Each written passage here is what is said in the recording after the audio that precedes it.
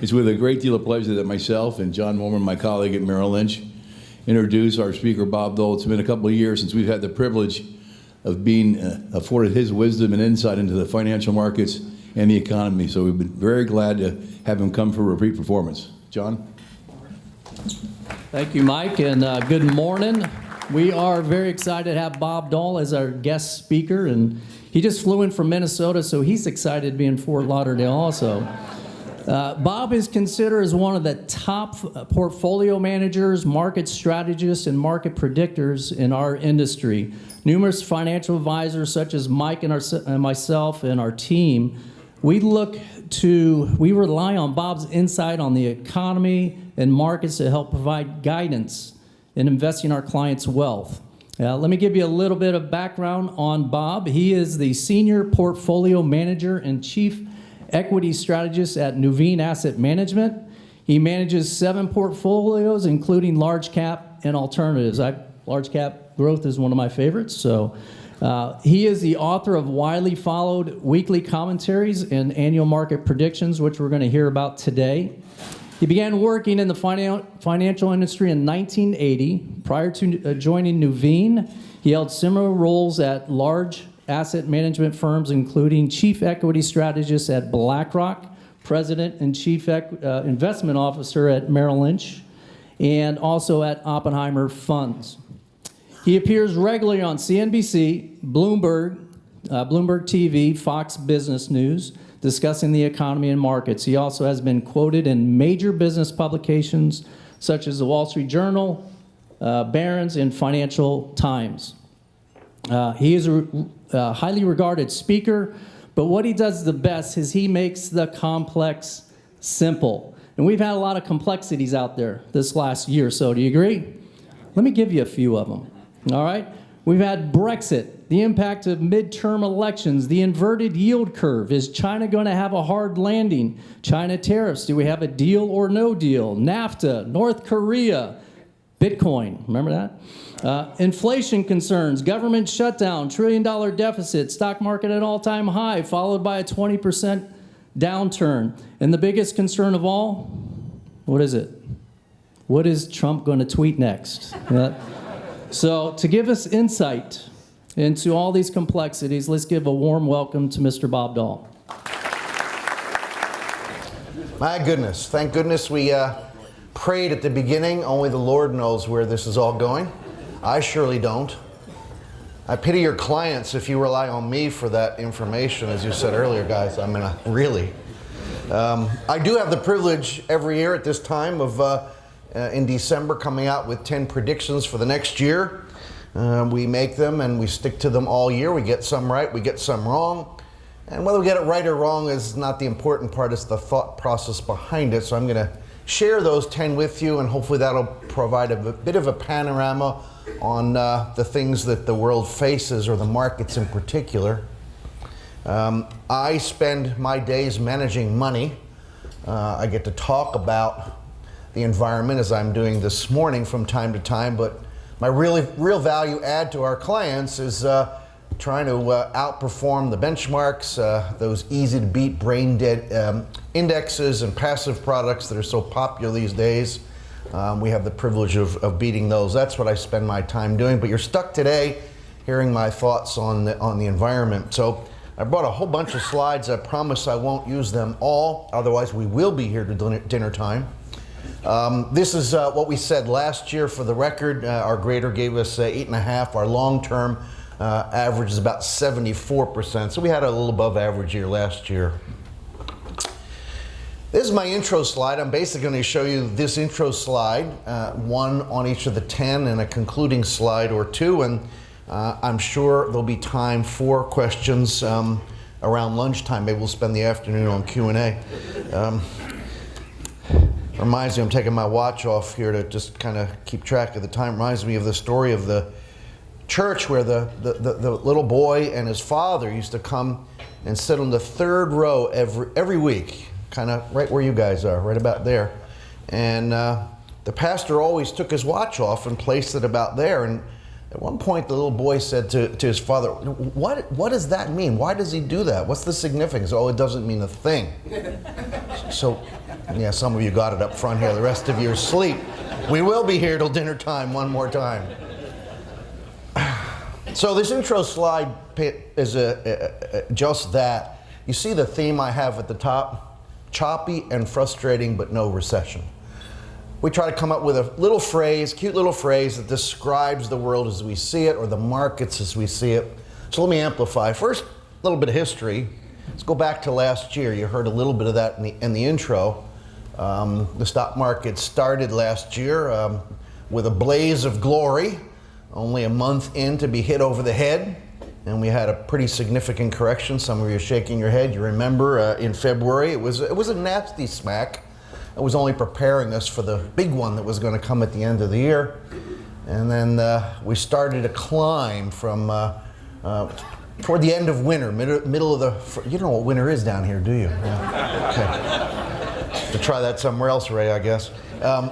We began around February to climb out of that. It was a pretty steady, slow, but noticeable climb right through and past Labor Day, where the stock market, having hit an all-time high in January, hit another all-time high in late September, early October. Now, for you technicians in the crowd, I must tell you that while the market made a new high, the average stock did not. The average stock made its high in January, the market made its high in September, and some of you are saying, who cares? That's what's called a major technical divergence. It's a little bit of a warning crack. Because when a market makes a new high, you want the components to make a new high, not just some of them. And then from there, we had the nasty spill. From intraday high to intraday low, Christmas Eve, the stock market fell 19.8%. I'm glad it wasn't 20.2 because CNBC would have said, we're in a bear market, what are we going to do? That's the magic cutoff somehow in somebody's mind. But 19.8% correction, the biggest we've seen in quite a bit of time, must have some fundamental issues. And I would argue several things. The market was worried about China.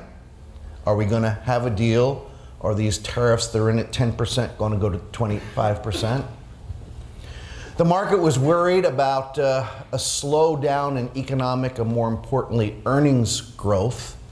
Parenthetically, if you go back to September, the market got pretty complacent.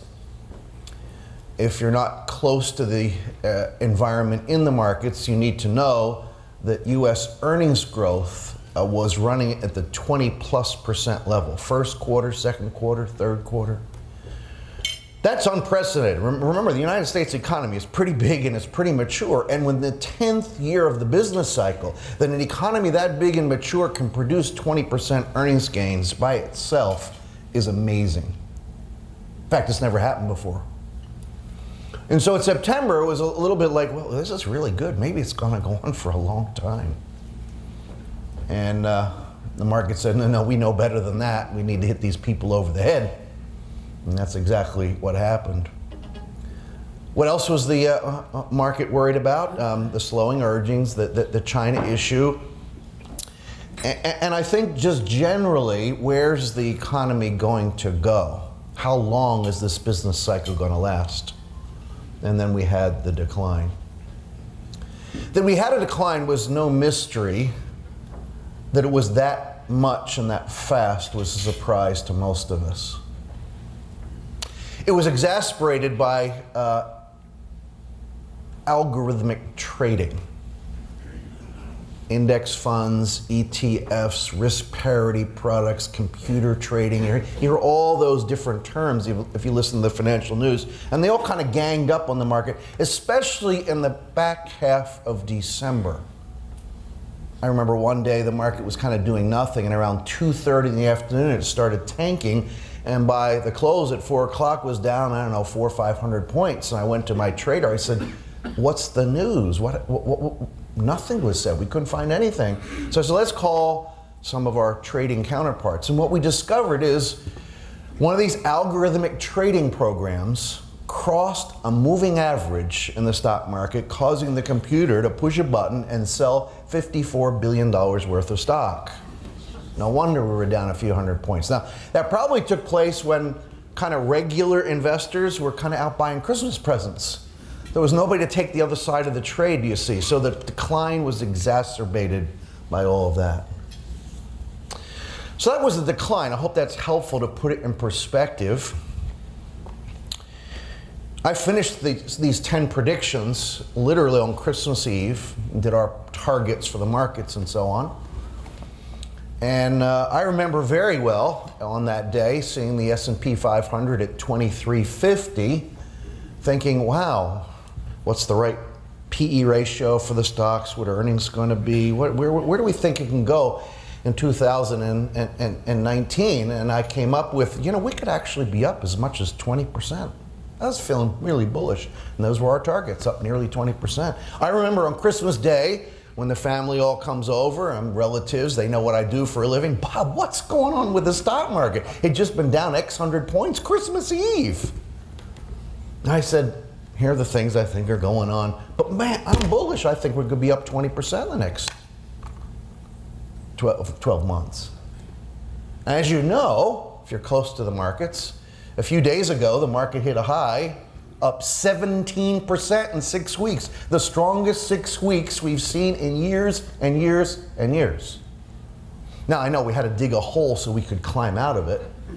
In fact, my simple explanation, you say make the complex simple. The 20% decline, the market was saying we might have a recession and down earnings in 2019. And then the 17% rise, market was saying, sorry, only kidding.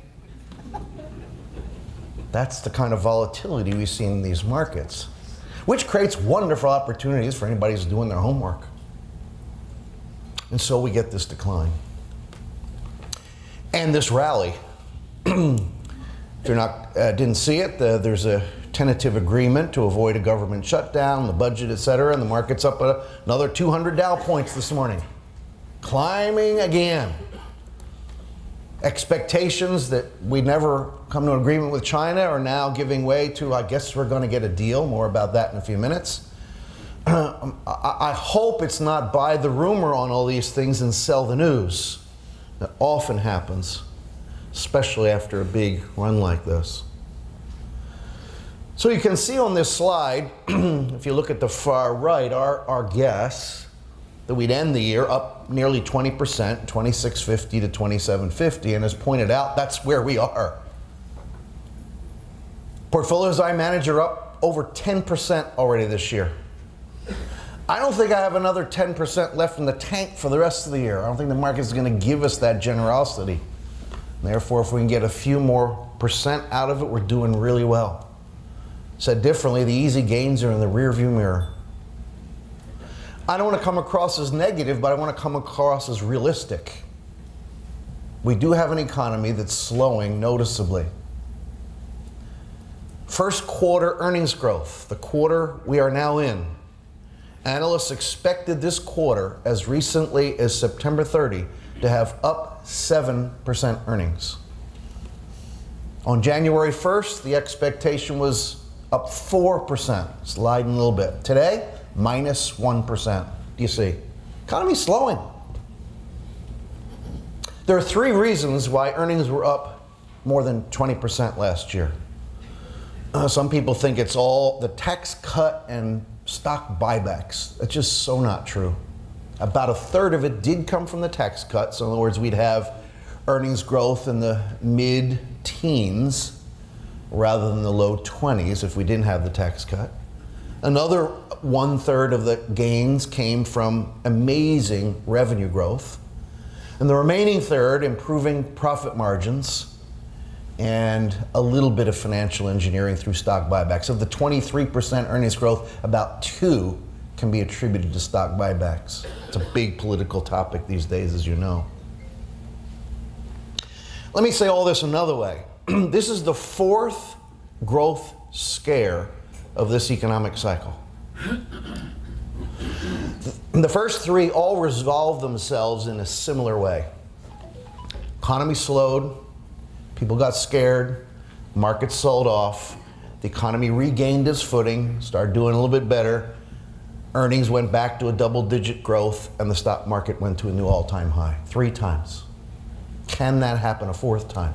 My guess is the sequence I just described is in the process of happening, sadly, with one significant exception. I cannot get my calculator to give me double-digit earnings growth again.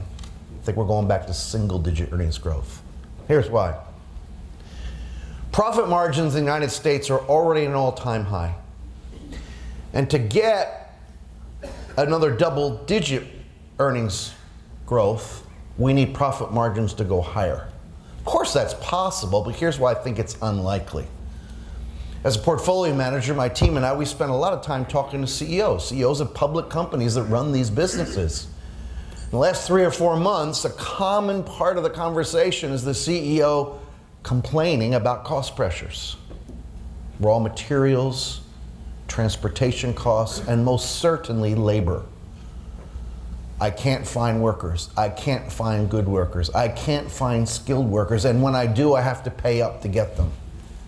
That litany I just gave you is not the stuff of higher profit margins. Doesn't mean they're going down, just means it's going to be really tough for earnings to grow faster than revenues, which takes us back to likely single digit, notwithstanding the potential negative earnings comparisons in the first quarter of this year. So the two ways, well, I can be wrong lots of ways, I'm usually wrong lots of ways, but let me paint the two extremes and on the bottom right-hand half of this slide. Bob, you just said in the fourth quarter, the stock market was predicting a recession. Maybe the stock market's right. Without question, earnings growth is peaking. Earnings themselves may peak before too long, and maybe in a few quarters, we will be in a recession. If that's the case, 2350 on the S&P 500 Christmas Eve, here we come. I don't think the probability of that is high, but it's not zero. Other end of the spectrum, Bob, you just said 3 times in a row we had this sequence leading back to double-digit earnings growth, excuse me, at a new all-time high. Why can't that happen a fourth time? Of course it could. If that's the case, new all-time highs, 2950 on the S&P. Unlikely? I don't think so. So I'm stuck in this middle, choppy and frustrating, but no recession. So let me come back to that title, choppy and frustrating, no recession, and then we'll move on quickly to these 10 predictions. No recession, that's obviously what we mean there. And the reason we put that in, because in the fourth quarter, a lot of people were saying, I guess we're going to have a recession. Well, we're going to have a recession again, there's no question. We haven't repealed the business cycle, but there are precious few signs of recession. Are there signs that the business cycle is maturing? Absolutely. But I don't know about you, at my age, I'm at a mature state. I hope my mature state lasts a long time. Do you get the point? The market could do the same thing, the economy. So what's choppy and frustrating? Well, that's perhaps obvious to you as well. We just finished professional football season, but let me use a football analogy. We have the ball, we're on the field, and our first play, right up the middle. A couple of yards and the proverbial cloud of dust. Next play, right up the middle. Maybe they're going to push us back a yard or two from time to time. We'll make a first down every once in a while, but I don't think there are any thank you. I don't think there are any Hail Mary 40-yard passes at this point in the cycle. Do you get my analogy? Choppy and frustrating means if you're in the right stocks, you can make some money. If you're in the wrong stocks, you can lose some money. I'll come back to that and try to amplify in my conclusions in a few minutes. So, as warned, a long introduction. Prediction 1. The U.S. economy becomes the longest in history, this recovery, despite a slowing to a still above trend 2 to 2.5%. Let me unpack that. Economists tell us the trend growth in the United States is 1.8%. That's looking at population growth and productivity and the things that contribute to long-term trend growth. 1.8. So if we can grow at 2 or 2 and a fraction, as we're guessing for this year, that's another above trend year. That's pretty good news. The blue line at the bottom is this economic cycle. It is the slowest expansion in US history for a whole bunch of reasons. And if it makes it to June 30, will become the longest economic cycle in US history. You may remember last August, the bull market in stocks became the longest bull market in US history as well. And all that caused a lot of strategists to say, remember, economic cycles and bull markets do not die of old age. And I will add my voice to that with a capital letters and exclamation points. We die of old age. Bull markets and economic cycles don't. Sort of begging the question, well then how do they die? And crassly, and I hope analytically, they get murdered. Yes, they do. The murderer is almost always the Fed, the Central Bank of the United States. When the Fed has an inflation problem, when the system has an inflation problem, the Fed comes along and says, our job is to root inflation out of the system. And so they get knives, maybe it's sickles, and they go like this. And you know what? They do get inflation out of the system. The problem is when they're doing this, they don't only get inflation out of the system, they kind of destroy everything in its wake, and they put us into a recession and a bear market, you see. So, enjoy this long cycle, enjoy this long bull market, but keep your eyes open. I have no idea when the next recession's coming. You guys are saying, why don't we invite somebody who does? You know what? No one who is honest with you knows either. We all have our guesses. Mine, for what it's worth, and it's not worth much, is 2021. Why? It's a couple years out, and that's about as far as my cloudy crystal ball can see. And it's also the first year of a presidential term, which is often when recessions start. If we get to next year and there's still no signs, I might say, maybe it's going to be 2022, yeah. But that's my guess. If that's the case, we got some time. What are we watching carefully to try to figure out when we will have a recession? We've got 29 indicators. The three at the top of the list. Number one, inflation.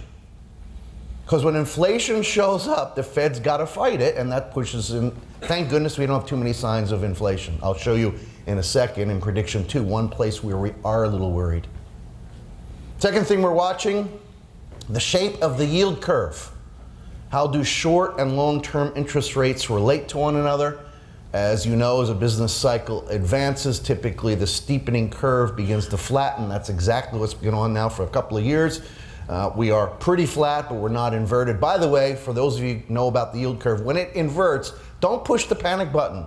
All it is a warning sign. It's a yellow flag, not a red flag. The third thing we're watching is credit spreads. Interest rates for corporate and high yields relative to treasuries. I'll show you a picture of that in a minute. Number 2, unemployment bottoms and wage growth continues to pick up. Unemployment in this country bottomed last year at 3.7%. That's the lowest unemployment rate in the United States in 49 years. Next stop would be 3.4%. That was the 1950s. I don't think we're going there. I think 3.7 was the low. In fact, it's, as we speak today, 4.0. It's moved up a little bit. More importantly, and I think more interestingly for the economy and the markets, is the bottom half of this slide and the second half of this prediction. Wage rates continue to pick up. This happens to look at average hourly earnings, which is easy to get, and that's why I use this, because it's pretty reflective of the wage picture. And you probably know that this business cycle after the Great Recession, that's the shaded gray area if you can see it, wage growth basically was flat, 2%. Very unusual. For 5 or 6 years, wage growth was stuck. A whole bunch of reasons why. Globalization, technology, some demographic issues. But you can see as you go to the far right of the bottom half of this slide that wage growth has started to pick up. In fact, I've circled in dashed red the recent period where it's begun to accelerate. Wage growth year over year, 3.2% as we speak. 6 months ago, 2.6%. So we moved up 1/10 every month for 6 months. What happens if we move up a tenth per month for the next 6 months? You can get your calculators out. We'll be at 3.8. Look where that is in reference to the long-term picture. It's toward the high end. You know why? Because if we get to 3.8, I can already hear the Fed starting to sharpen their knives.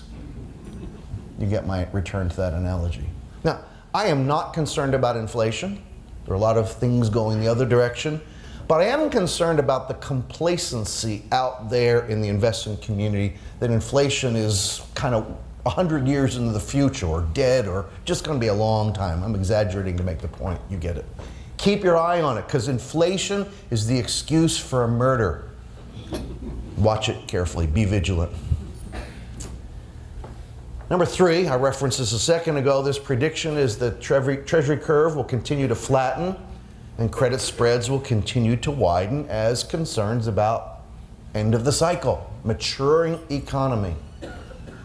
The left-hand half of this slide is corporate bond spreads. The right-hand half, high-yield bond spreads.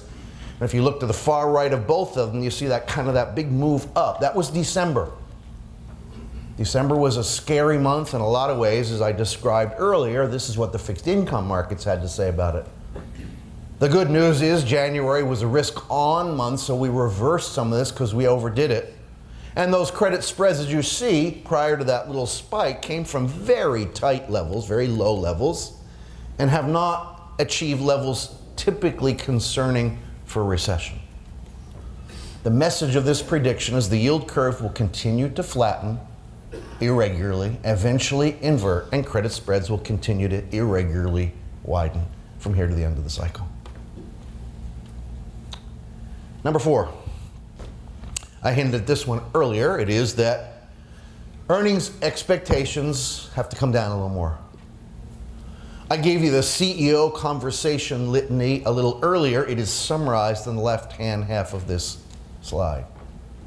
It's not the stuff of higher profit margins. And the right-hand half, if you can see the numbers, are our guesses for earnings compared to the consensus. After the whopping 20-plus earnings growth of 2018, our guess is earnings this year will be up 6%. The consensus is 50% higher than we are, up 9%. And for 2020, our view is up another 5%. The consensus is double that, up 10%. So either we're too conservative or estimates are too high. I hope I get this one wrong, but sadly I look at the IBEST, that's the collection of earnings estimates for all over Wall Street every day, and every day it comes down a couple of ticks. Earnings estimates are still too high. Number 5, the stock market. Stock market's up this year, but for the first time in 10 years fails to make a new high. Let's face the facts. We got spoiled. Every dip you bought because a new high was right around the corner. It's been a phenomenal period. To repeat, the longest bull market in history. Now, I'm not saying don't buy the dips. I am a buyer of the dips. We bought that late December. We backed up the truck in late December and bought all the cyclicality we could find, all the economic sensitivity. Because when the market goes down 20%, the cyclicals go down 30, 35, 40%. And if we're not going to have a recession, they're amazing buys. Obviously, as the markets come back 17%, a lot of those same cyclical stocks are up, not 17, but 27, some of them 37%. That's the stuff we're now feeding back into the market. So yes, buy the dips, but I think trimming the rallies is not a bad idea in this environment either. I list positive, I list negatives. The bottom left, I won't go through the details, but we're basically saying, whatever peak earnings are, if in fact 2021 is the recession, that means peak earnings are, you can almost see them. And what multiple, what PE ratio do you want to put on them? Look, I think the stock market can go higher, but I'm not sure if there's a recession in 21 that's sustained for a long period of time. Number 6, geography. So as my colleague Ray Olson knows, I've been preaching for the last couple of 3 years to anybody who would listen, and I exaggerate to make the point. If you could have all your money in the United States from an investment point of view, do it. Now, the diversification police will be all over me to say that's not prudent. I get it, but I'm trying to make a point. The U.S. has had phenomenal advantages versus the rest of the world. So it is no mystery that our stock market has cleaned the clock of virtually every other stock market in the world. And I don't mean by a little bit. Those advantages: stronger economic growth, stronger earnings growth, better earnings surprises to the upside, currency moving up, and a central bank beginning the normalization process, i.e. raising rates while other central banks have been twiddling their thumbs. That combination is about perfect. If I gave you a blank sheet of paper and said, Bob, I say, please draw me a picture of what it would look like for the U.S. stock market to beat everybody else, I suspect you would hand me back the piece of paper with those 5 things just mentioned. It's been amazing. Sadly, I think a year from now, I'm not going to be able to say that. Let's talk about earnings comparisons. Last year for the U.S., 20-something. The rest of the world, 5 on a good day. That gap is enormous. Central banks. Ours is on pause, right? They've stopped for now in raising rates, and other central banks are contemplating starting up their normalization engines. So do you see these compares that have been so favorable to the U.S.? It's not going against the U.S., it's just going to be a little more neutral. And therefore, if you've been fortunate like me to have all your money in the United States, now's not a bad time to begin a dollar cost averaging program outside the U.S. I'm not saying be a hero. I said this in one room, and a financial advisor said, I've got my clients 40% non-U.S. What do you think? I said, you're way over your skis. Take your time. Number 7, we always have a prediction that has a basket of 3 sectors for outperforming a basket of less favored sectors. Thankfully, we've gotten this one right 5 years in a row, so I hope this becomes year 6. It is that a basket of technology, financial, and healthcare stocks outperform a basket of utilities, REITs, and materials. So maybe a couple of sentences on each of the favorite areas. I hope that's not too much in the weeds. Technology, always a very controversial area. We've had a lot of attention on the FANG stocks. We in our portfolios own the FANG stocks, but less than our benchmark weight. Having made a lot of money in them, we think that there's still amazing business opportunities and business models by and large, but the world's not perfect for them. Regulatory uncertainty, government oversight, for example. We have more value technology stocks today than we had a year ago, where we had more growth technology stocks. But the sector as a whole, still reasonably valued, good prospects, amazing cash flows, strong balance sheets. Financials, also a very controversial area. Now, this prediction's for the full year. We think for the full year, financials have done fine. We are still underweight financials in our portfolios, looking to add to them. That underweight served us very well. That sector was down 13% last year. Why? Net interest margins, which are how banks earn their money, the yield curve's too narrow for them to capitalize on that in a big way. And lending, as many of you in the lending business know, has been happening more outside the banking system than usual, so the banks have not had that advantage. Plus, those stocks have been overbelieved, overbulled, and overloved. I'll never forget how in April of last year, when all 4 big banks reported their first quarter earnings, all of them had operating earnings better than expected, and all 4 stocks went down. Overbelieved, overloved. But they're now, instead of like last year, cheap, they're now dirt cheap. And some of the fundamentals are doing a bit better, as you saw from recent earnings and the stock's response. Healthcare. We want to have one defensive group on the list. It is, in our view, the cheapest defensive group with the best earnings and cash flow prospects. We prefer healthcare services to healthcare products, simply because every time somebody in government opens their mouth about drug pricing, the stocks kind of get the shudders. So, they're the areas we like in the marketplace. Number 8, federal budget deficit. Sadly, we'll approach $1 trillion this year, first time ever absent a recession, paving the way for $2 trillion deficits in the next recession. Does this matter? I've chosen these words carefully. Yes, it does matter, comma, but not yet, at least for the financial markets. I know, and you probably know, a lot of Cassandras on this issue. The debt and the deficit's going to kill us. Sell everything and buy canned goods and go hide out in the basement. Anybody that's done that has been dead wrong. And yet those deficits and the debt just keeps piling up. What gives? Yes, we're borrowing from the future, I would argue. My view, for what it's worth, is this will not matter until at some point, probably at the end of some recession, I doubt it's the next one, probably not the one after, somewhere down the line, we will attempt normal policy tools to get us out of the recession we're in, and nothing will happen. It'll be stuck. And people will come to the conclusion, it's finally got it, it's finally strangling us, then we're going to do something about it. Right now, the debt and the deficits of the United States are on page 40 of the newspaper. Nobody gets to page 40.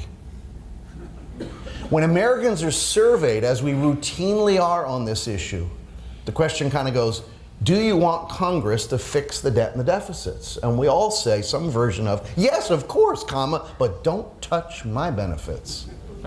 If you do, I'm voting you out of office. They get the message. They're not going to do anything about it. It's the third rail of American politics. When our economy is stuck and can't get out of the rut, and people conclude that's the issue, it will move from page 40 to page 1 of the newspaper. And then we will be resurveyed. And we will say, do you want Congress to fix this debt? Last time I said, yes, I still feel that way, fix it. And here's my dollar. Do you see the difference in the response? Then we'll have a political will to do something about it. It's not hard, it's all arithmetic. Social Security is my favorite. We can solve it on the back of a 3x5 card. Yeah, you step on toes to do it. You delay the start of the benefits, you lower the rate of increase, you do some means testing. I'm stepping on toes. Those 3 things will save between $3 and $4 trillion. It's not hard, you just need the political will. Now face it, Social Security, you'll remember, was put in place, I'm going to exaggerate, when people retired at 65 and died at 66. Right?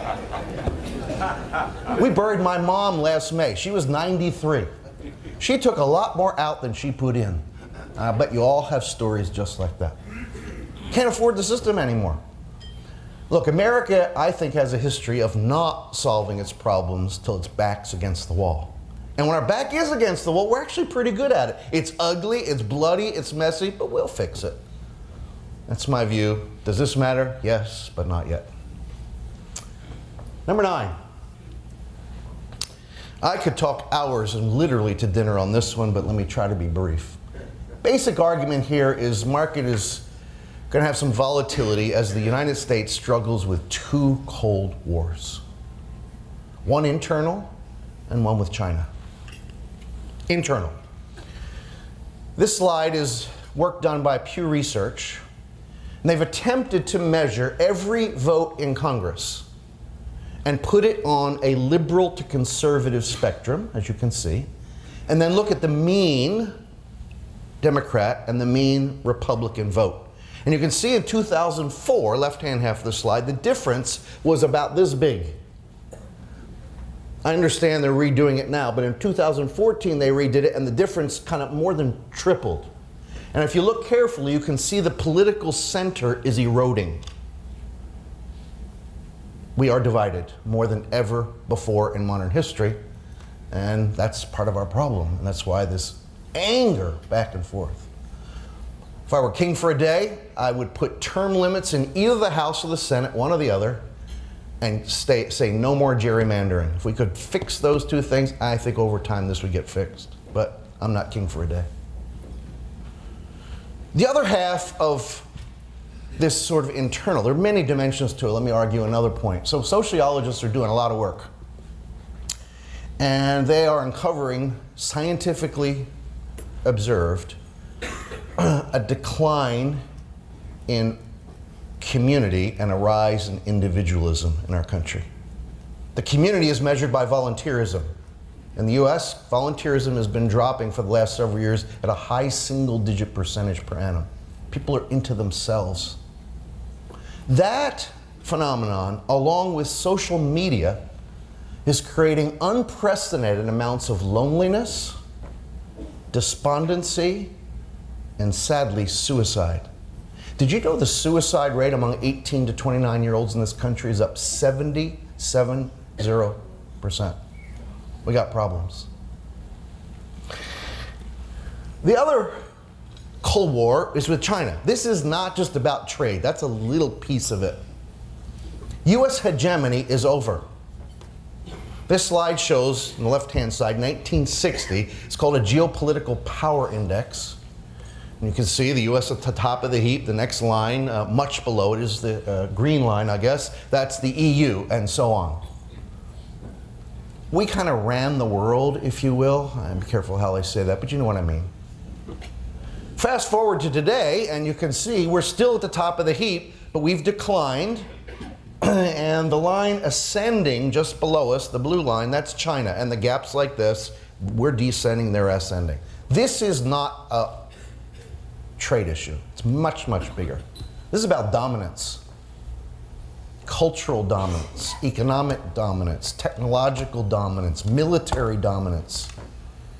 And it's going to go on for years. Now, to the here and now, the trade issue. Now, remember when this all started? The trade war? It was about, balance of payments and who bought how much from who and all that good stuff. It was also about IP, intellectual property, and the accusation by the U.S. that China is stealing it. Have you heard much about that second issue recently? That's the big issue. It has faded because we got to get something done. President Trump and President Xi desperately need a win.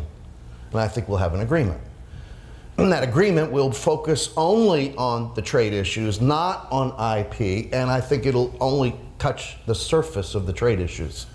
I hope when they announce the agreement, they say, and we got a lot more work to do, and next Monday morning, we're starting all over again.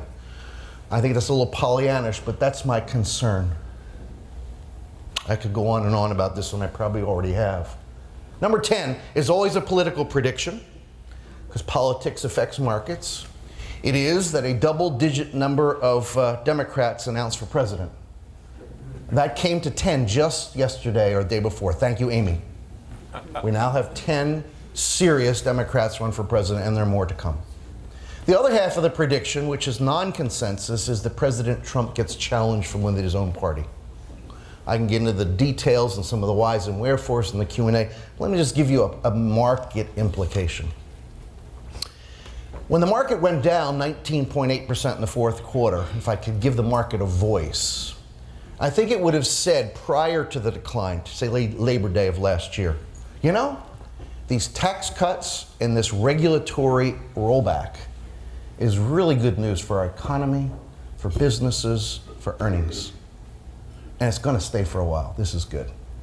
At the end of the 20% decline, I think the market would say, you know, this tax cut, these regulatory rollbacks, they're really good news for the economy and for earnings and for our business. But I'm worried about how long it's going to last. You hear the difference. The political winds in this country are changing quickly. These things come and these things go, but watch these trends. Remember, we have a debt ceiling issue coming up here soon. And for President Trump to get that done, he's going to need to bargain with the Democrats. And the Democrats are going to want something. There are a lot of things. We'll go along with you, President Trump, comma, if, fill in the blank. Keep your eye on that space. Could be a tax issue. So, they're the 10 predictions.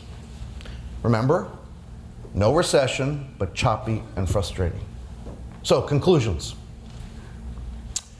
Number 1, expect choppy markets, but if no recession, a rally.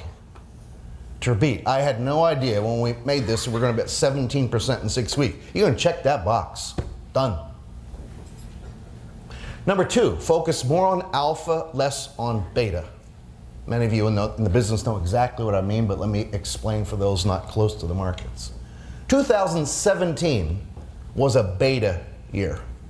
To refresh your memory, the U.S. stock market was up 21%. and the S&P 500 had a positive return every month, all 12 months. That has never happened before in history.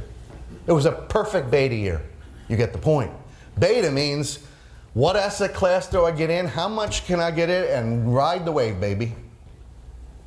It's about how much you have in an asset class. Should I be overweight or underweight stocks? Should I be over or underweight bonds? That's a beta environment.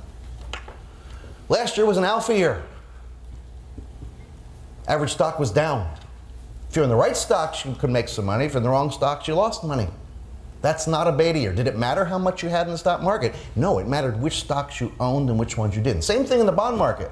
Last year, if you were in muni bonds with credit, you did okay. If you were in treasuries of any duration, you lost money. It's not about how much you had in the bond market, it's which bonds you owned. This is an environment where what you own is more important than the asset class. It's a much more difficult world, no question about it.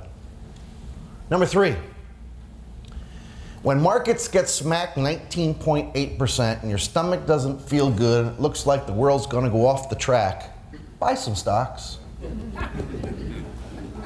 Conversely, when things feel just fine and we're back on track, at least to some degree for the moment, and you feel like putting your feet up, before you do, sell a couple of stocks. I'm not saying be a trader, but if in fact we're in a sloppy, frustrating, choppy market, that's going to add some value.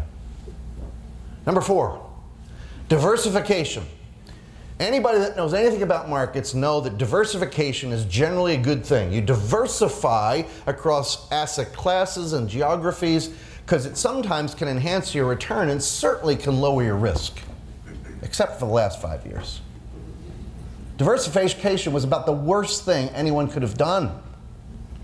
It not only didn't enhance your returns, it didn't reduce your volatility. I mean, if you took your money and put it all in large cap US stocks with an emphasis on growth and FANG, you just cleaned up and everything else just weighed you down. Believing over the next 3 to 5 years, we're going to see the absence of strong leadership, meaning a lot of rotation, geographically, sectors, styles. This may be the perfect environment for diversification and rebalancing. Number 5, focus on quality, good balance sheets, good free cash flow. Be careful how many credit issues you have in your investment portfolios. Number 6, watch inflation carefully. We covered that earlier. Remember, inflation is the excuse for murder. We've got to keep our eye on it. Be vigilant, I think I said a few minutes ago. Finally, number 7, if in fact you agree with me, over the next 1, 3, and 5 years, stocks, bonds, and cash are all likely to have returns below their long-term averages, having an absolute return portfolio or 2 in your mix will make sense. I'm fortunate enough to manage one of these. We were up 8% in that portfolio last year, and you know, I have a lot of financial advisors. Bob, I'm so glad I bought that portfolio, because when I talk to my clients, the year-end reviews are not easy this year. But if I have something 8%, we can talk about something pleasant. So find a good absolute return strategy for your portfolios.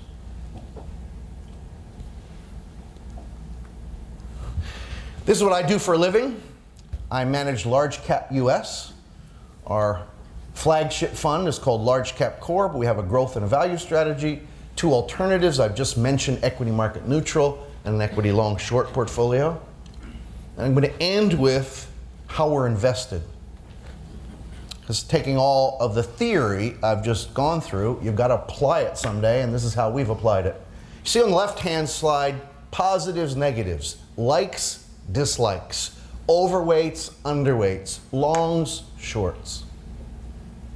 The negatives are mostly the opposite of positives. Let me briefly cover the 5 positives, and then we'll just open this up for questions.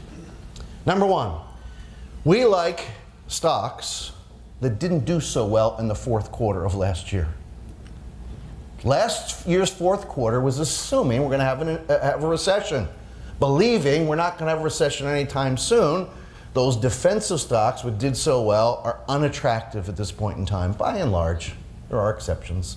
We want to own some more economic sensitivity. I'm not saying deep cyclicals, just companies that benefit from the continuation of an economic cycle.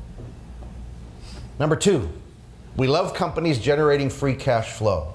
and dislike the opposite. That's an evergreen strategy for picking stocks, but as a business cycle matures, free cash flow becomes more efficacious in generating positive returns.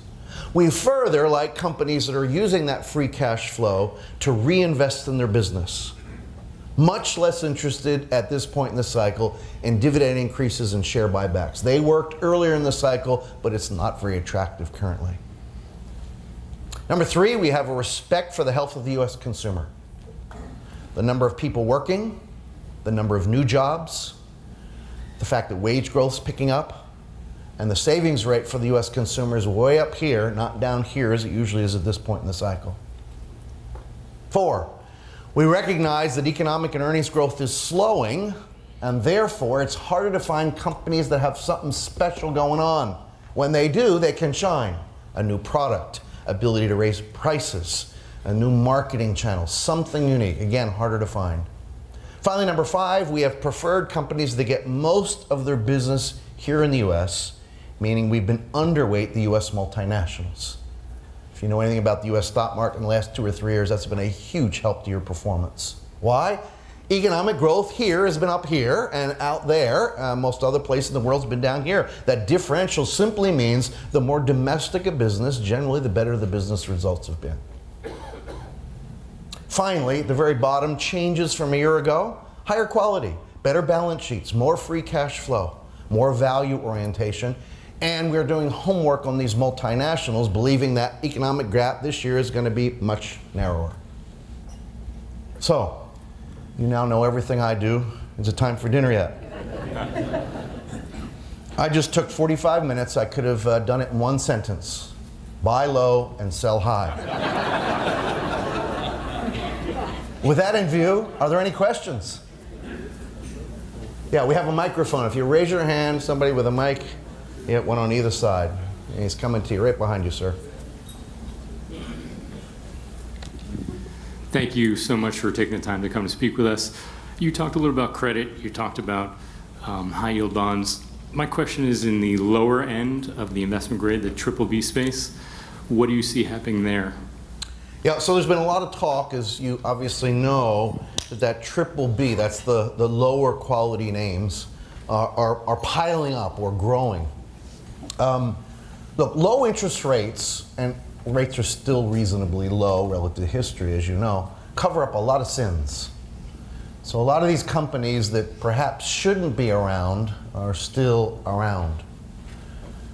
I do not anticipate we're going to have high interest rates this cycle. I think we will peak at a rate lower than we typically do. So I'm a little less concerned than some about the preponderance or the growth of the triple Bs. Let me make another observation related. Some of you know the Russell 1000 is the largest 1,000 companies in the United States. That's where I do my investing. Then there's the Russell 2000. They're the small cap companies. Approximately 1/3 of the Russell 2000 stocks, companies, are losing money. This is the 10th year of a business cycle. We shouldn't have 1/3 of them losing money. And the reason is, too many people had access to too much money when interest rates were essentially zero. And that's what's causing the preponderance or that plethora of companies losing money and the triple B problem you rightly cite. If interest rates stay reasonably low, I think we'll be okay, but there will be bumps. Remember a month ago we tried to put Sears out of business? I mean, if interest rates were normal, Sears would have gone out of business a long time ago, which just makes it harder for everybody else in the business. And that's part of the issue we've had this cycle. Thanks for bringing it up. I see a mic coming behind you. Hi, this might be a little micro for you, but opportunity zones and opportunity funds, how impactful do you think that will be moving forward in the economy? Hugely. I think hugely helpful. I like the fact that people are focused on those sorts of things, both for economic and also for altruistic reasons. Look, as always, the money's got to be spent well, the investment's got to be made well, so you can't, because you're trying to help somebody, lessen your standards. But if you can step up and make good loans and good investments, that part of the investment complex can do well. I'm encouraged. Yes, sir. I'm a small businessman, and my success is in the marketplace. Yes, sir. And as remarkably talented as people like you are, I'm reminded that no one can really match the genius of the marketplace. This That's is true. where I survive. In fact, it's the fact that that's where people act on their own decisions and they strive to fulfill their own dreams. Also, I didn't hear you comment at all on some ominous signs, and that is the Wall Street Journal has indicated that there's more people in government employment than there are in the manufacturing and industrial sector of the country. To me, that's a very ominous sign, and I'd like to have you comment on that. Certainly. The other aspect of it is that if you turn the people and the money loose in the marketplace, remarkable things can happen. Thank you for your first observation, and congratulations on your success in the marketplace. On your last observation, I couldn't agree more.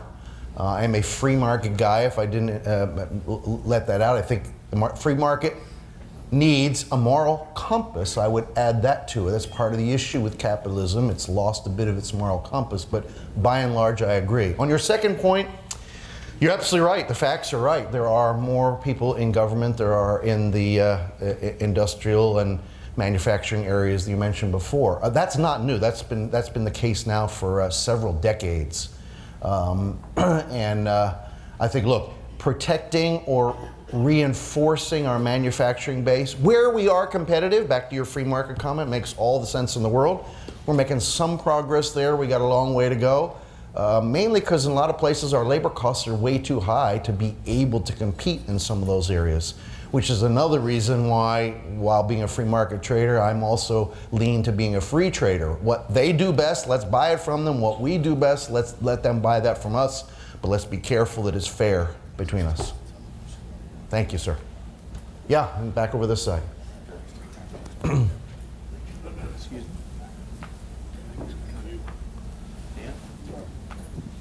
Thanks. Kind of regional, but real estate was on your kind of not so good investment, but in South Florida it seems to be doing pretty good, maybe because of tax reasons. So I wanted you to think about that. And then second of all, if you think the cost of food may actually be pushing inflation up, and what your thoughts are on that. Yeah, so what I put on the concern or the less favored list was REITs, which is a very small subset of real estate, as you're probably aware. I am not negative on real estate as long as the economy is okay. The markets are probably okay, and as long as the economy is okay, real estate's probably okay. Now look, as you know better than me, it sounds like you're in the business, it's location, location, location. There's some parts of the country that have gone too far too fast. They tend to be on the coasts, and so that there be some bumps there, no surprise at all. They're the areas ripe for the most difficulty when we do have our next recession.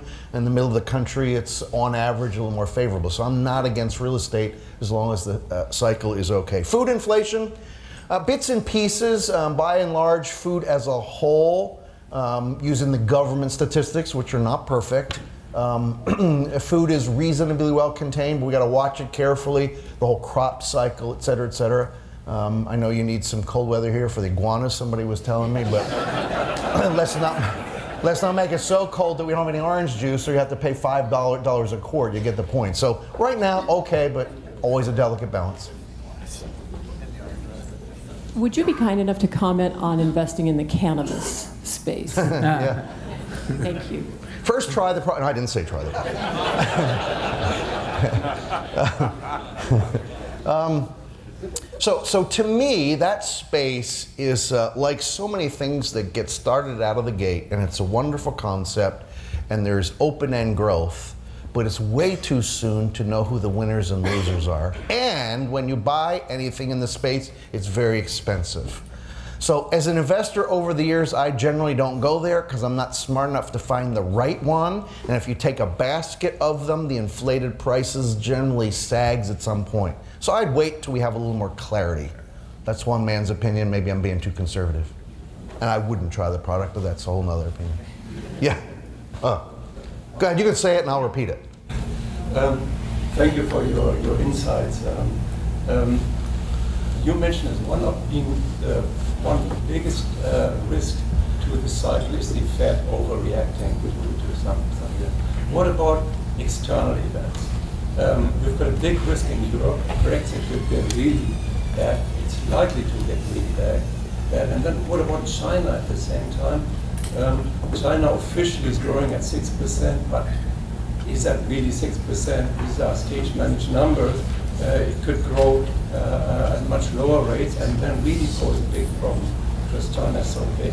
What about those two examples? Yeah, the question was, I talked about the Fed as a risk to the system. I didn't talk actually a whole lot about the Fed. Could have talked more, perhaps should have. But yes, the Fed going too fast, that was part of the market's concern in the decline. I think rookie mistake by the Fed chair when he said in early October, we have no idea where neutral is and we got to go way past it. And then a few weeks later, and the balance sheet's on automatic pilot. You don't say that to markets, and he's tried to make up for that. He's a smart man, I am told, and he'll find his way. But that was a tough period. The gentleman's brought up two other issues that I didn't comment on: Brexit and China in terms of economic growth. Brexit is definitely a serious issue, without question. In my view, the UK needs Europe, and Europe needs the UK. And so the legalese around what Brexit means does need to be sorted out, but they got to find a way to work with each other. I don't know what the outcome is going to be. Is there going to be a revote? Not out of the question. Slogging through this for the politicians is really difficult, and the economics matter. In the meantime, you have within Europe, Italy already in a recession, Germany knocking on the door of one, and elsewhere, pretty slow growth. That is no question a drag. China, I agree with you. The official numbers are 6 point something, and I don't know what the real numbers are, but it's not 6 point something. Because you ask China, what'd you grow this quarter? 6.0. What'd you grow the quarter before? 6.0. Could you at least make it 5.9 or 6.1 so I believe you, right? It is the stage number, I think was your word. And China is slow. China has an awesome opportunity and massive problems. Time doesn't permit me to get in all of them. One of the biggest problems long-term China has is population growth and workforce growth. Remember, for years they had the one birth policy. That part of the population cohort is just entering the workforce now, and the growth rate in the workforce in China is declining. There's a 5-year period coming where workforce in the US is going to go faster than the workforce in the US. Why is that important? Because the growth rate of any economy is the change in the size of the workforce multiplied by its productivity, i.e. China is going to slow big time, and that is a big issue, no question about it. Parenthetically, I believe 10 years from now we're going to talk about India like we talk about China today. That's a subject for another breakfast. I guess part of the reason I didn't put it on my list, not that it's unimportant, is to observe that the United States is the most isolated big economy in the world. Trade, imports and exports as a percentage of our GDP is way below most other countries of the world. Why? We trade with each other, and we've got these natural barriers called oceans. We trade, where I'm in Florida. Florida trades with Texas. And New York trades with California. We do lots of that. But to repeat, while trade is important to us, it's much less important to us than the rest of the world. So that's maybe why I left it off my list, but they're two important issues. Thanks for raising them. Yes, John. Good morning, Bob. Thank you again for coming back to Fort Lauderdale and sharing your knowledge with us. Plugging in on what you said about spending well. Please consider the execs to spending your money, your profit, with the knowledge that you acquired today using the execs members for the things that you need to do in your life. Good commercial. I second the motion. Do we have time for a couple of more? Yeah, we do. Who's got a microphone? Here comes the mic. When you're done here, we have two over here. Just a quick question. The Democratic Party seems to be making the green situation a little bit more prevalent. If that really starts to take root, first of all, do you really think it's going to take root rather than just us talking about it? And how will that affect the economy overall? Yeah, matching your green tie, I think you're absolutely right. It's a good thing to talk about. Look, the cynic in me, and I have a couple of people I talk to in Washington that get it far more right than wrong. And I got this from one of them. Nancy Pelosi is starting to come out and say, you know, that green thing, 3 of those points are just way too radical. These other 3 we'll pay attention to. Relative to our country in total, they're all radical. But if she can say 3 of them are too radical, she's going to appear more like a centrist. And that's part of the Democratic strategy here. Whether you're a Democrat or Republican, it's part of the strategy to move the party to the left without seeming like they're extreme. Politics in the U.S. is fascinating, and it's way too early. Somebody asked me recently, do you think Trump will be reelected? I said there are a lot of questions I want to answer or observe before I make a comment. And the most important one is who the Democrats going to nominate. If they nominate, pardon me if you're a Democrat, a lefty, President Trump can win. If they nominate someone more moderate, I think it's going to be tough for him to win Pennsylvania, Ohio, Michigan, Wisconsin again, which he needed to do to upset Hillary Clinton. So this is, some people are bored to death with politics and scared to death of it and worried. I think it's fascinating. I just hope it's not so entertaining it disrupts our economy or our growth rate. Yeah. Good morning. Cryptocurrency. Does it really have a place in going forward? Is it really gonna take down the banking system as everybody predicts, or is it just the tulips? Yeah, so cryptocurrency, not unlike the earlier question, you can see how it went like this and then cryptocurrency, there is technology there that will last and will be developed and enhance the system. But it got way ahead of itself, way over its skis. And you can see what's happened to things like Bitcoin, which is a small subset of it. So I don't pretend to be an expert on cryptocurrency. I probably know enough to be dangerous, but I know enough and talk to enough people who are experts. It's going to change the way we do things slowly over time. It's not going to put the banking system out of business. It's going to enhance how we do what it is that we do. Watch this space. Valuation, it's come in, still expensive, in my view. Yeah, can you talk a little bit about artificial intelligence? Or your CEO's talking about how it's going to impact workforce, even white-collar workforce? Yeah, so AI is alive and well and is already making a difference.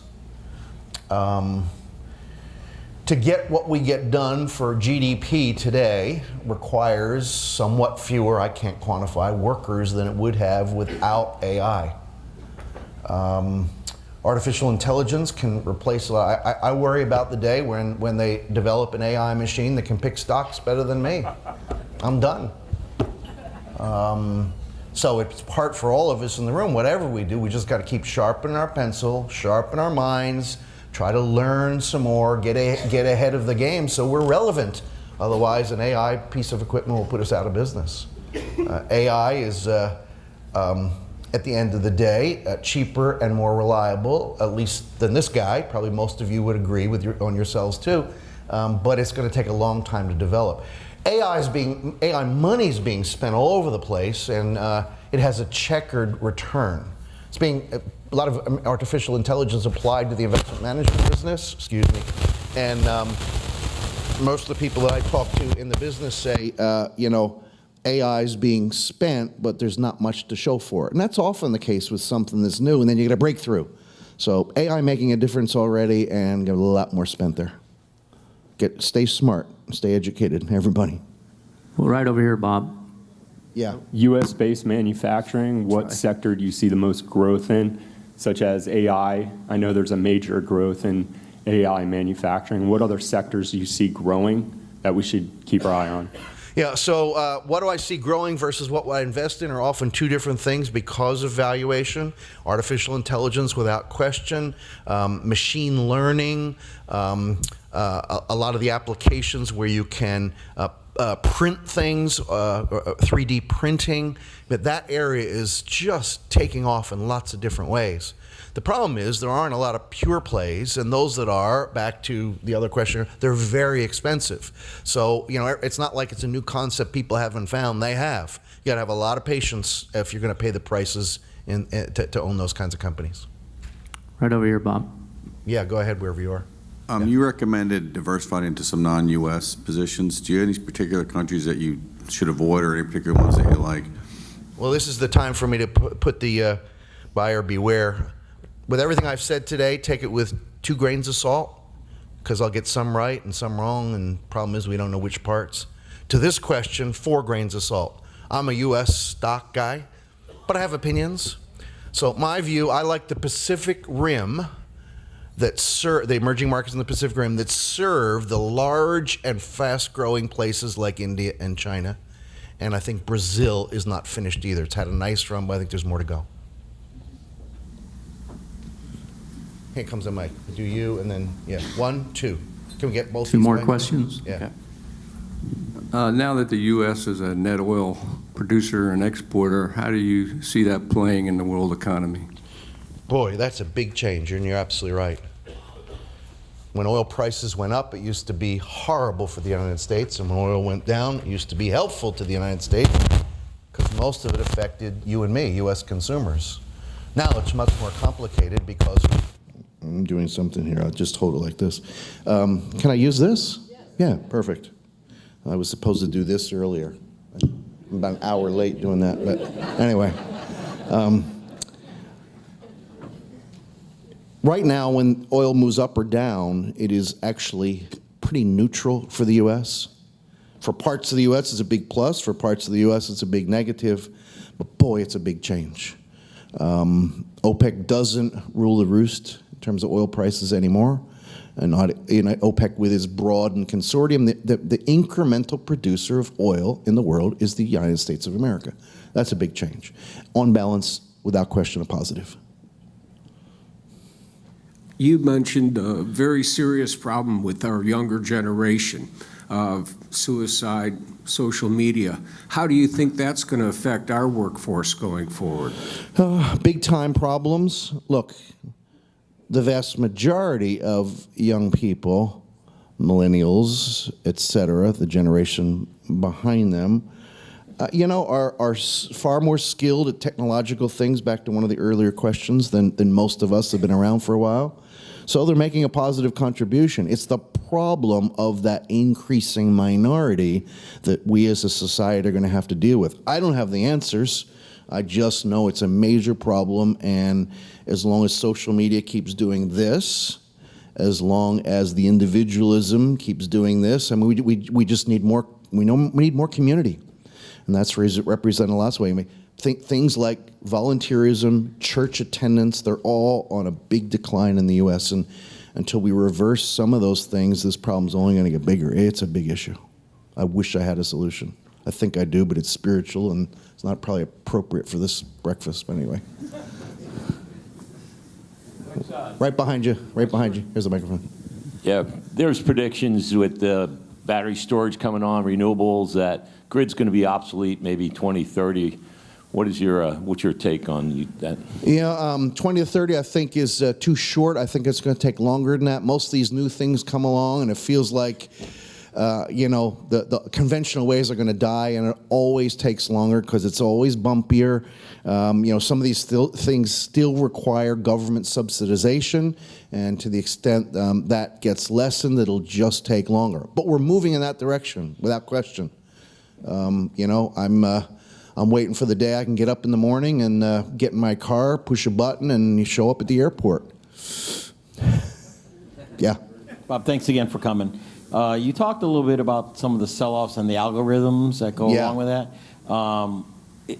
We're seeing more and more 300, 400, 500, 600 negative days. Is that all based, you think, on a lot of the algorithms? Part of it's based on the fact that the value of the stock market's higher. So 300 points today isn't what 300 point was 10 years ago. So I think you have to look at it in percentage terms. And actually, if you look at it that way, the stock market last year had below average volatility. Fourth quarter was above, first 3 quarters way below, full year below normal volatility. But when you get those days, more often than not, it is some form of passive / algorithmic trading that's causing it. Which, as a portfolio manager, I love that volatility. Because when the market's going like this, I can't do much. When the market's doing like this, I can attempt at it. I don't get them all right, but we can get more than 50% of those trades right. Boy, you can add a lot to a portfolio. I know it doesn't help the public, because the public says, well, it's a casino.